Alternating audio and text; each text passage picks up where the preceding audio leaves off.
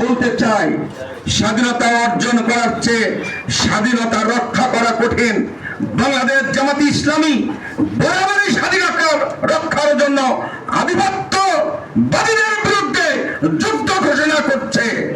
বর্তমান সরকার যদি কারো দালাল হয়ে আধিপত্যবাদকে প্রতিষ্ঠিত করতে চায়, বাংলাদেশ জামাত ইসলামী আজকে শপথ নেবে, আমরা অনেক ত্যাগ এবং কুরবানির মাধ্যমে এদেশকে আবার 36 জুনের মাধ্যমে দেশের গণতন্ত্র ফিরিয়ে এনেছি।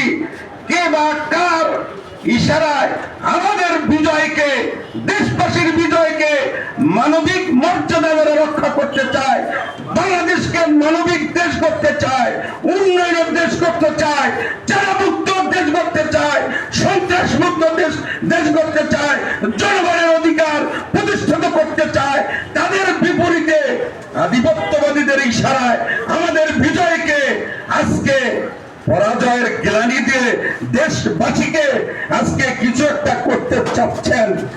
দেশবাসী এটা ভালোভাবে নেয়নি। অতএব প্রধানমন্ত্রী সহ